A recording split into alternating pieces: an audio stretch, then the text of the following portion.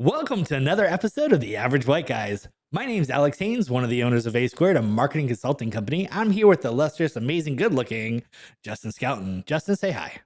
Hey everybody, I'm Justin with LLW Properties and HOA Property Management Company. And I'm super excited because today we're talking about what? The Acrobat. Wow, what is the Acrobat? What exactly are we talking about? For our viewers out there, what are we talking about when we say we're talking about the We're going to be Acrobat? talking and exploring the importance of maintaining a healthy work-life balance. Ah, that is so important. It's been funny. As you know, I love social media. I love watching little videos, and I stumbled upon this a couple weeks ago, and it's really had me thinking. There's this guy who's going around interviewing people, right? And he goes, "Hey," to this young guy, "if I gave you $1 million, but guarantee you won't wake up tomorrow, would you take the $1 million?" He goes, "No, absolutely not." And the guy goes, "Well, why not?" And the kid thinks about it. He goes, if I'm not waking up tomorrow, then it's pointless. And so the guy doing the interview goes, then your life is worth more than $1 million. So know that every day you get up, you are worth $1 million or more. It was a great little bit of encouragement, but the takeaway from that was so valuable. And I think so many times we get caught up with trying to make ends meet or trying to do that next thing. We forget how valuable everything is and that our time here is limited. We don't ever want to believe that our time will end. None of us are looking to clock out sooner than later, right?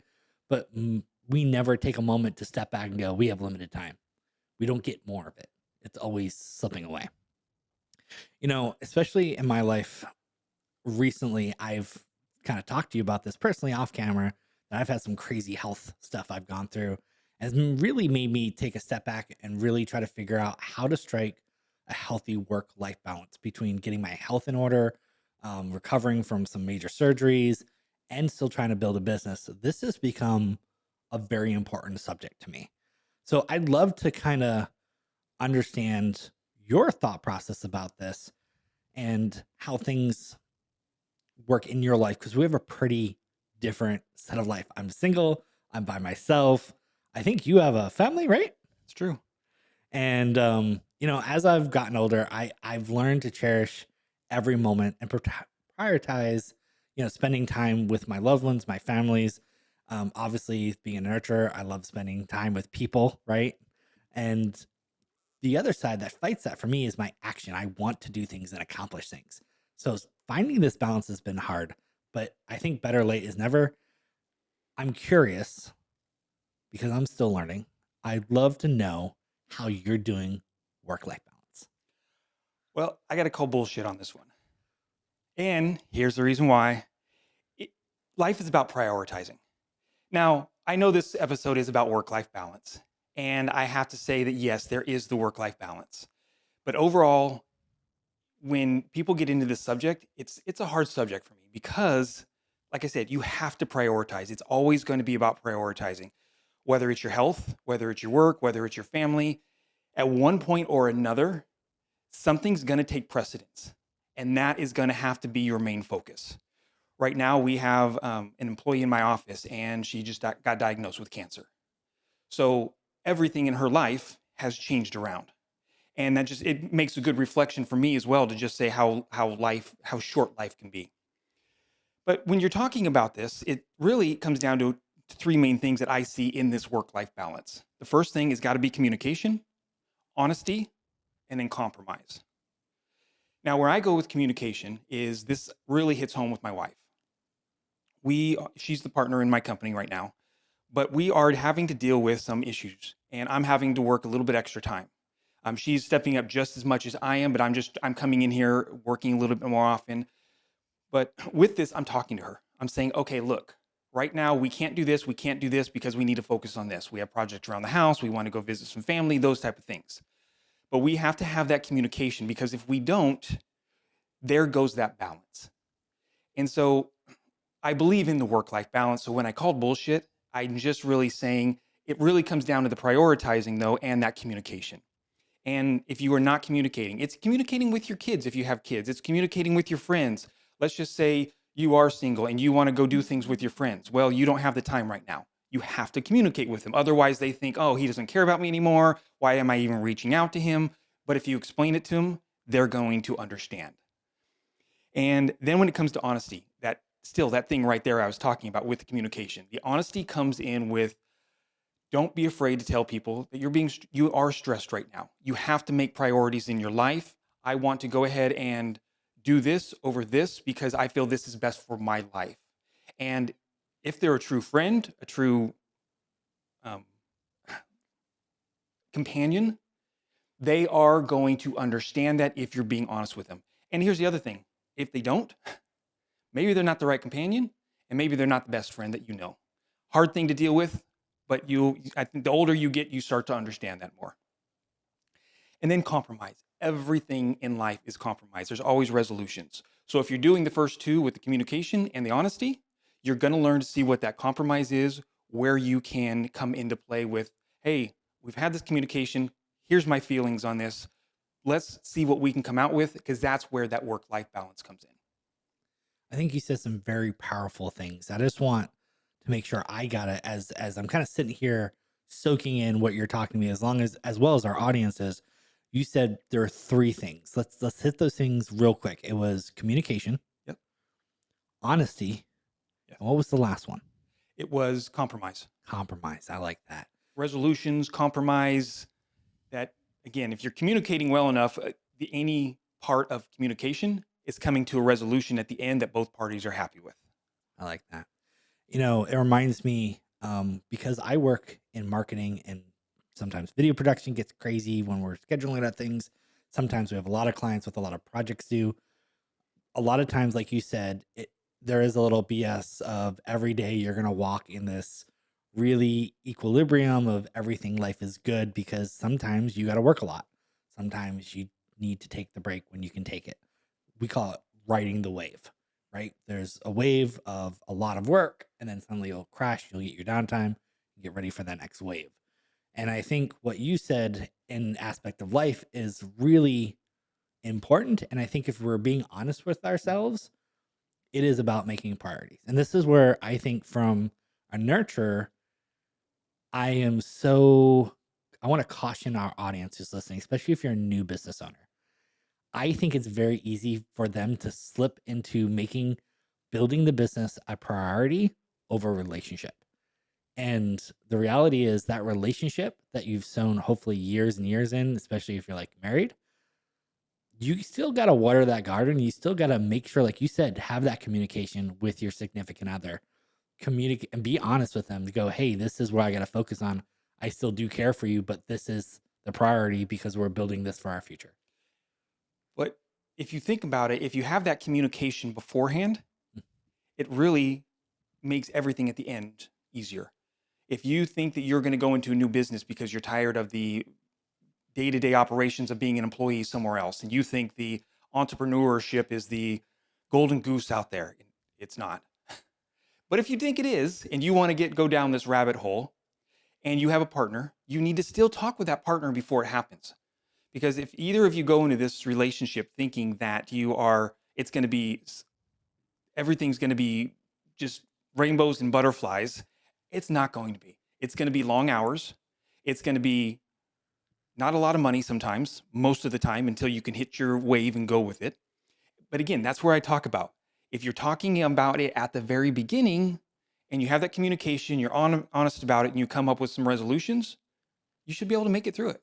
And I think you hit on something that's super important. And I kind of want to focus a little bit on this, especially with our audience being newer entrepreneurs, most likely first 5 years, or people about to get into this. Being an entrepreneur is the best thing and the worst thing I ever did. I love it and I hate it all at the same time. I love the freedom, and there are days I love life. I get to do what I love. I get to be creative. There are days when my bank account yells at me and goes, "Why don't you have a normal job with a normal paycheck?"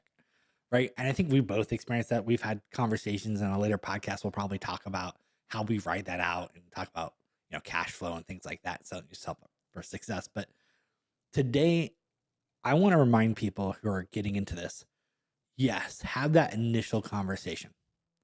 I think it's super important to continue that conversation, because guess what? That plan that you both agreed to at the beginning is going to change pretty dramatically as you do this.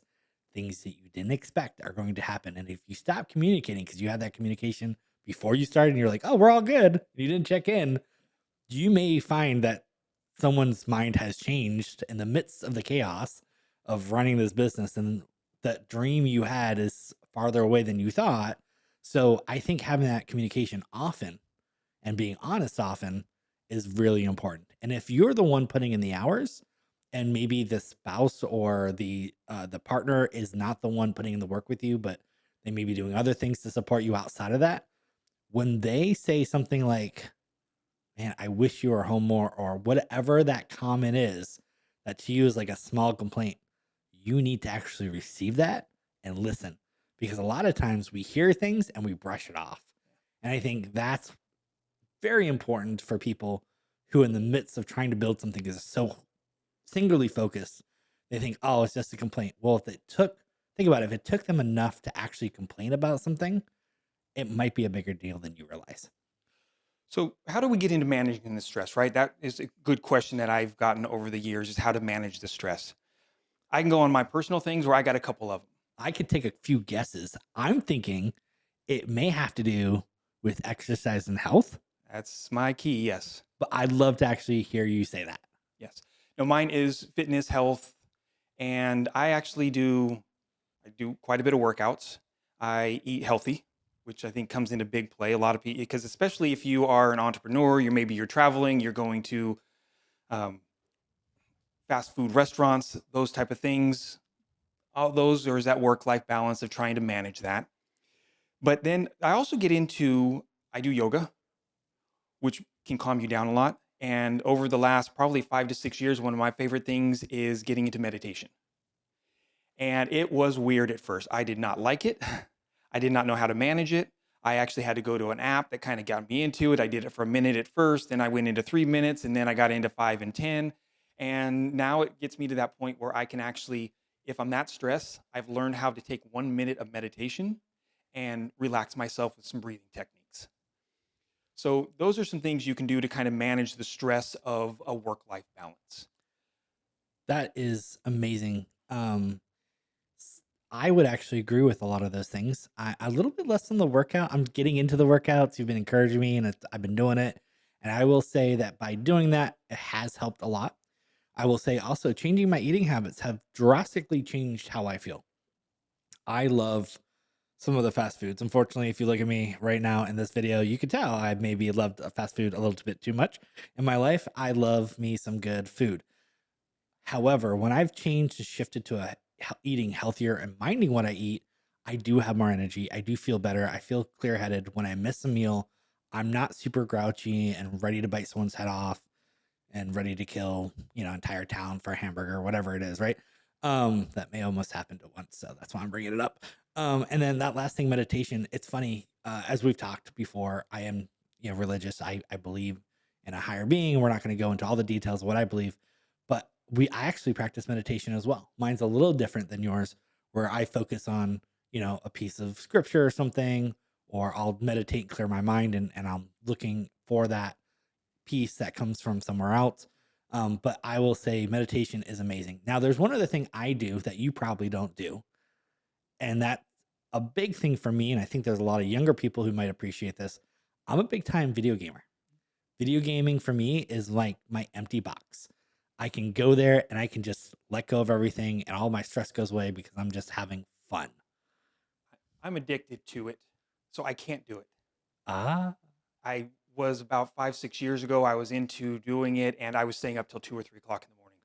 So that's one of those things I just had to cut off. So, but I can understand where you're coming from because it's that relaxation. Your mind just disappears into it and you don't have to think about anything else. And that's what meditation is, though, to a point. I mean, I still recommend meditation over gaming for 4 hours, but it's still one of those things. That's what it is. It's the mind release to let you let go of what is maybe bothering you or bringing you down. yeah, I totally So we understand. talked about some of those items, but what are like one red flag would be the stress, but maybe foggy brain where you're getting too tired. Do you have any other quick red flags of what they can look for when life is getting too much? There's weirdly, the body is amazing. I don't know if you know this, but the body actually gives us red flags all the time when it comes to stress. So little things you can start noticing. You ever been so stressed that your face breaks out? That actually is a sign of stress. If you start getting like pimples all over your face, could be a dermatology issue, could just be you're stressed out. You start gaining weight, that could be because you're stressed out. You start really feeling down about things and you start having dark thoughts. That could be because you're burning out, right? You're feeling exhausted all the time. That is a sign of burnout and overworking yourself. If someone is constantly complaining you're never there for them, that is a huge red flag. Yeah. You should listen to that red flag. You should stop everything and reassess. Now, that person's been like super needy, or if they're a cat, maybe you can ignore them because your cat will always tell you not to go to work. Just saying. It's interesting that you bring up that one about the being tired. I'm always tired. I mean, that's just the life of an entrepreneur sometimes. But my workouts this week have only been at about 80%. And I couldn't really put my finger on it until you just really said that. I mean, as much as I know I'm stressed and I know I'm dealing with some things, I think that's the issue right now. So obviously that's a good point because I need to look at that right now and see what I can do. Maybe that more meditation instead of more working out. I think a few of the red flag, obviously, I think health is a big one. I think the other thing, if you're like me, I live and die by a calendar. I can tell how stressed out I am by seeing how full my calendar is. If suddenly there's no empty white space, I have overbooked myself. I have set myself up for failure. I'm going to be stressed. I was looking at my past week and I was like, man, I haven't picked up a game in like days. For some people, like, good, you should focus on work. And for me, if that's my happy spot, right? If you're finding that you're avoiding doing the thing that de-stresses you, working out, meditating, and you're putting those off to focus on work, you are setting yourself up to be stressed, and that's going to get to you and it's going to build up. You need to make time. So that actually goes into our next subject quite nicely. It's how to schedule it. And with that one, there's no right answer. It's really, I think that comes down with communication with your wife. When do we have maybe date night? When do we do certain things? When am I going to hang out with my friends? One of the things when my daughter was younger and I would still come down to the office because my house is 5 minutes away from my office.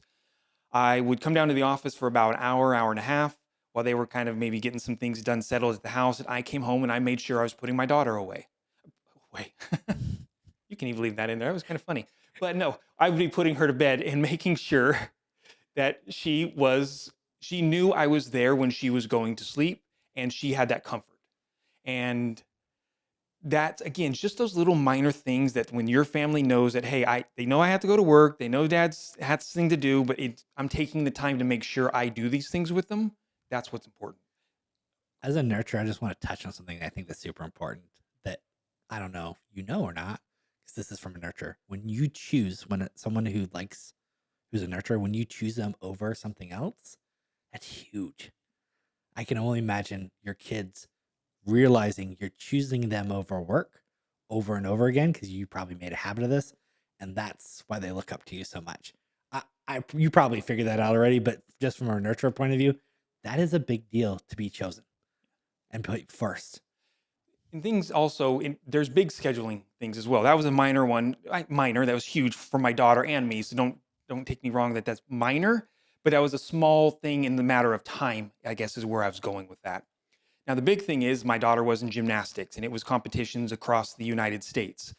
And I mean, we loved those times. We would go to Disneyland. We went to the Coca-Cola factory when we went to Georgia. And she loved spending those times with me. She'd be there even with her friends. And she's like, Dad, no, I want you to ride with me instead of her friends riding with her. That was huge for me. And I would still bring a laptop.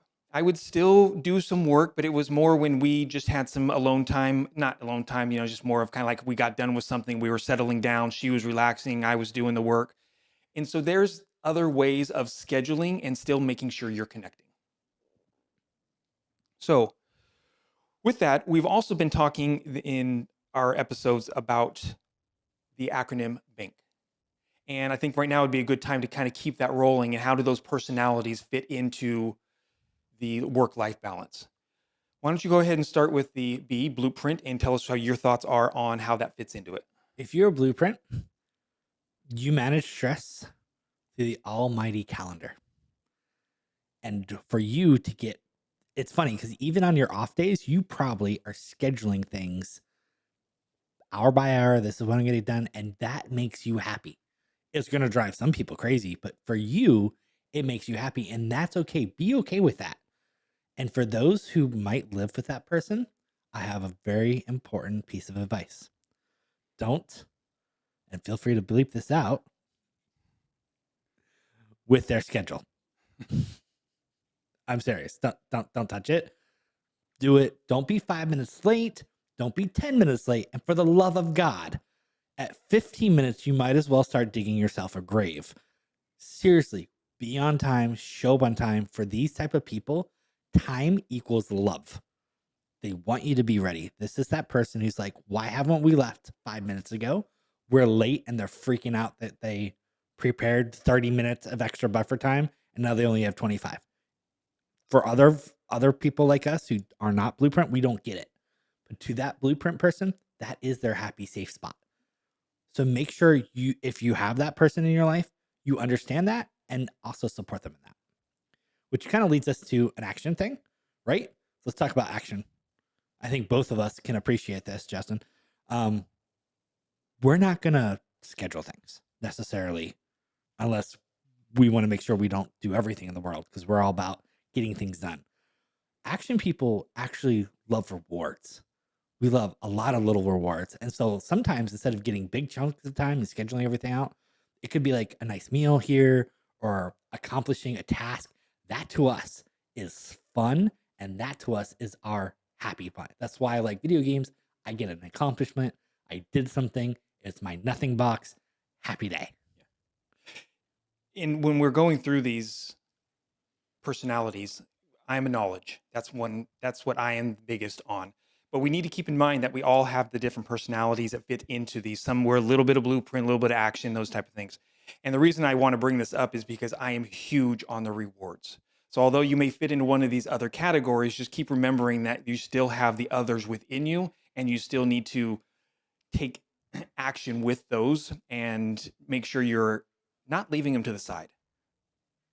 And then, you know, obviously being an AN for me, or an NA, depending on the day, being a nurturer is all about being around people. We love going to events. We love, it may seem like our calendar is more full than anybody else. That's because we're going and finding our happy spot around people. We're going to those community barbecues. We're going to volunteer and see people. We're going to go to those events on the weekend and walk around and be in a throng of people.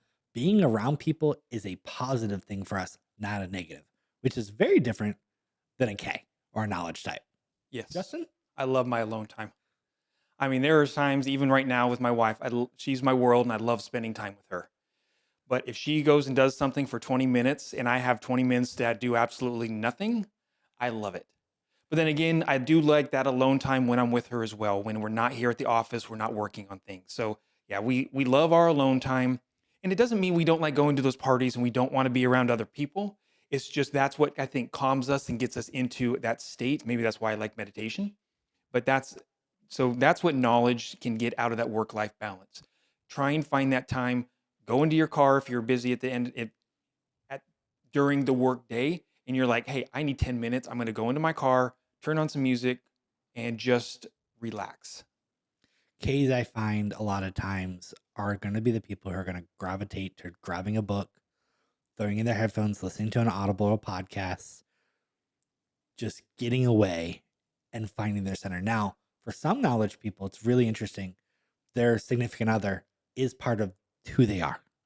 And so their alone time may include a +1, and it's them doing something alone and shutting out the rest of the world. But that's how they charge. It's going to be a book. It's going to be a show. It's going to be, I need the rest of the world outside my doors to disappear. It's me. They love when it's raining out because no one comes and knocks on your door when it's pouring down rain, right? They know there's a physical buffer called rain keeping you away from their door and annoying them. This is why you see all those memes where like, oh, I get to curl up with a good book. Those people are knowledge people. That's their happy space. And that's okay. If you have someone who's a K and you're an action people love Ks. We get along really well. The only issue is A's will sometimes try to get K's to go do stuff with them when K's are like, please leave me alone for the love of God. Please leave me alone.